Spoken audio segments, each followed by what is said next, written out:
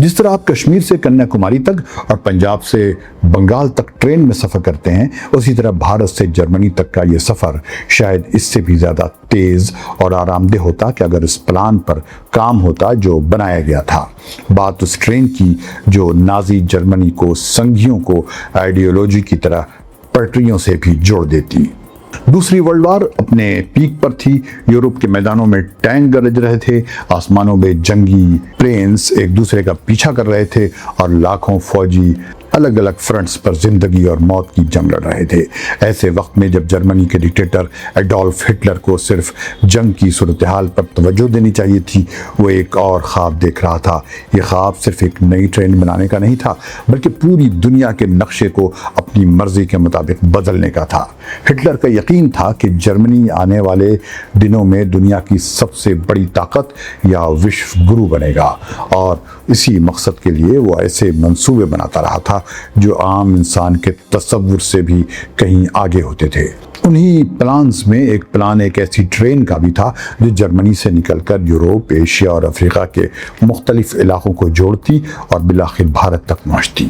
German media اور historians کی تازہ ریسرچ سے معلوم ہوتا ہے کہ سن 1942 میں جب وار اپنے بہت ہی کروشل اسٹیج میں داخل ہو چکی تھی، ہٹلر نے اپنے انجینئرز اور ایڈوائزرز کو ایک ایکسٹرا آرڈنری ریلوے پلان پر کام کرنے کا حکم دیا۔ یہ کوئی عام ریلوے لائن نہیں تھی، بلکہ ایک ایسا انٹرنیشنل نیٹ ورک تھا جو جرمنی کی پولیٹیکل، اکانومی اور ملٹری پاور کا اظہار بننا تھا۔ ہٹلر نے اس پلان کو اپنے آنے والے دنوں کا ورلڈ آرڈر کا حصہ مان لیا تھا۔ اس کا خیال تھا کہ جرمنی کی لیڈرشپ میں ایک نیا ورلڈ آرڈر قائم ہوگا جس میں یورپ، مڈل ایسٹ اور ایشیا جرمن اثر و رسوخ کے تحت ہوں گے، اور یہ ریلوے نیٹ ورک اس سسٹم کی لائف لائن ثابت ہوگا۔ ہٹلر کی شخصیت کا ایک پرومیننٹ آسپیکٹ یہ تھا کہ وہ ہر چیز کو غیر معمولی پیمانے پر دیکھنا پسند کرتا تھا۔ اسے بڑی بلڈنگز ہٹلر کی شخصیت کا ایک پرومیننٹ آسپیکٹ یہ تھا کہ وہ ہر چیز کو ایکسٹرا آرڈنری لیول پر دیکھنا پسند کرتا تھا۔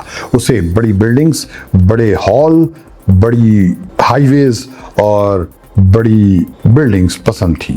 یہ وجہ تھی کہ اس نے برلن کو تبدیل کر کے جرمانیہ نامی ایک نئی ورلڈ کیپٹل بنانے کا خواب بھی دیکھا تھا۔ اسی سوچ کے تحت اس نے ایک ایسی ٹرین کا تصور پیش کیا جو دنیا کی کسی بھی موجودہ ٹرین سے کئی گنا بڑی ہو۔ پلان کے مطابق اس ٹرین کا ہر کوچ 42 میٹر لمبا، 6 میٹر چوڑا اور 7 میٹر اونچا ہونا تھا۔ کوچ ڈبل ڈیکر ہوتے اور ان کا سائز عام ٹرینوں کے مقابلے میں تقریباً دوگنا ہوتا۔ یہ صرف پیسنجرز کو ایک جگہ سے دوسری جگہ تک پہنچانے کا ذریعہ نہیں، بلکہ ایک چلتا پھرتا شہر ہونا تھا۔ ہٹلر نے صرف سائز پر ہی زور نہیں دیا، بلکہ رفتار اور طاقت کے حوالے سے بھی غیر معمولی تقاضے رکھے۔ اسی زمانے میں یورپ کی زیادہ تر ٹرینیں تقریباً 100 کلومیٹر پر آور کی رفتار سے چلتی تھیں، لیکن ہٹلر چاہتا تھا کہ اس کی ٹرین 250 کلومیٹر پر آور کی رفتار حاصل کرے۔ یہ رفتار اس دور کے انجینئرنگ اسٹینڈرڈ کے لحاظ سے حیران کن تھی۔ اس مقصد کے لیے اس نے حکم دیا کہ ٹرین میں ایسے طاقتور انجن لگائے جائیں جن کی کل طاقت 36,000 ہارس پاور تک پہنچے۔ یہ اس وقت کے عام لوکوموٹیوز کی طاقت سے کئی گنا زیادہ تھی۔ جرمنی کی معروف ریلوے کمپنی رائخس بان اور ملک کی بڑی انجینئرنگ کمپنیاں اس پلان پر کام کرنے لگی۔ انجینئروں نے جلدی محسوس کیا کہ ہٹلر کی خواہشات کو حقیقت میں بدلنا انتہائی مشکل ہوگا۔ سب سے بڑا مسئلہ ٹرین کا وزن اور چوڑائی تھی۔ اگر اتنی بڑی ٹرین بنائی جاتی تو موجودہ ریلوے ٹریک، پل، سرنگیں اور اسٹیشن اس کا بوجھ برداشت نہیں کر سکتے تھے۔ انجینئرز نے خبردار کیا کہ پورا انفراسٹرکچر نئے سرے سے بنانا ہوگا جس پر بے پناہ خرچ آئے گا، لیکن ہٹلر ان آبجیکشنز کو سننے کے لیے تیار نہیں تھا۔ اس کے نزدیک جرمنی کے سامنے مالی لاگت اور ٹیکنیکل مشکلات کوئی اہمیت نہیں رکھتی تھیں۔ ہٹلر کے قریبی ساتھی اور مشہور آرکیٹیکٹ البرٹ ایشپیئر نے بعد میں اپنے میموائرز میں اس پلان کا ذکر کیا۔ ایشپیئرز کے مطابق یہ پلان اتنا سیکرٹ تھا کہ اس کی تمام ڈیٹیلز چند لوگوں کے علاوہ کسی کو معلوم نہیں تھی۔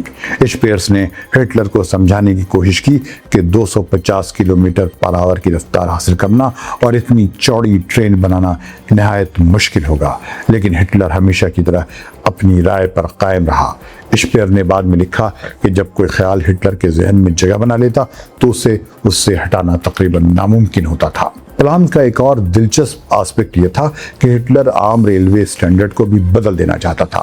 اس نے حکم دیا کہ پٹریوں کے درمیان فاصلہ تقریباً 4 میٹر رکھا جائے، جبکہ دنیا کے بیشتر ریلوے سسٹم میں یہ فاصلہ صرف 1.435 میٹر ہوتا ہے۔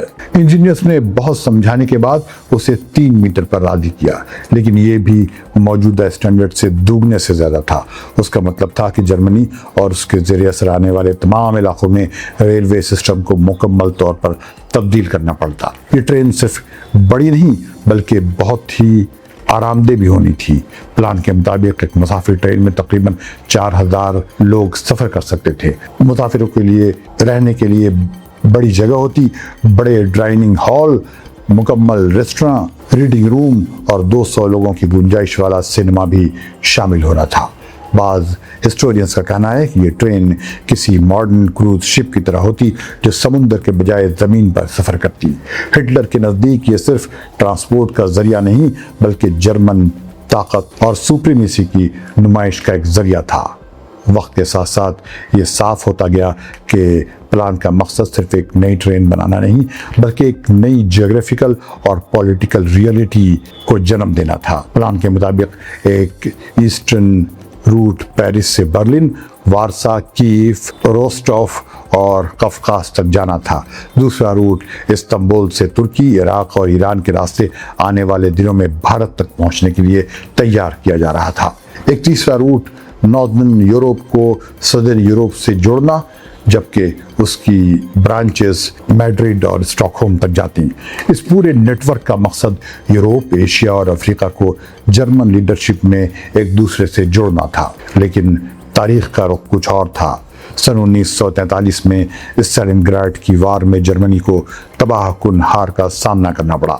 یہی وہ مومنٹ تھا جب دنیا نے پہلی بار محسوس کیا کہ نازی جرمنی انڈسپنسبل نہیں، یعنی اسے ہرایا جا سکتا ہے۔ اس ہار کے بعد جرمن فوجیں مسلسل پسپائی اختیار کرنے لگیں۔ اس کے باوجود ہٹلر اپنے خوابوں سے دستبردار نہیں ہوا۔ انجینئر پلانس میں تبدیلیاں کرتے رہے، نئے ڈیزائن بنتے رہے اور ممکنہ راستوں کا سروے بھی جاری رہا۔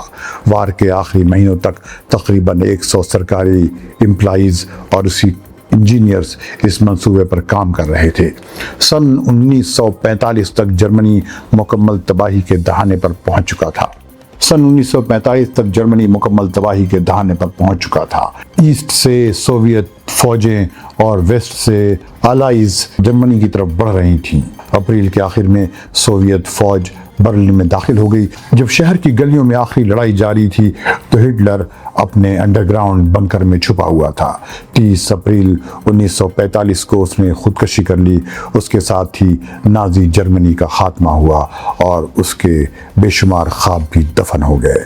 ان خوابوں میں دنیا کی سب سے بڑی ٹرین کا بھی خواب شامل تھا، ایک ایسی ٹرین جو کبھی پٹری پر نہ دوڑ سکی لیکن آج بھی تاریخ کے صفحات میں انسانی غرور، پاور کے جنون اور دنیا پر حکومت کرنے کی خواہش کی ایک حیرت انگیز مثال کے طور پر یاد کی جاتی ہے۔ کمنٹ میں بتائیں یہ انفارمیشن کیسی لگی اور انتظار کریں کسی دوسری ویڈیو کا۔ ریڈیو دیش کے دیکھنے والوں کو فیض الحق کا سلام۔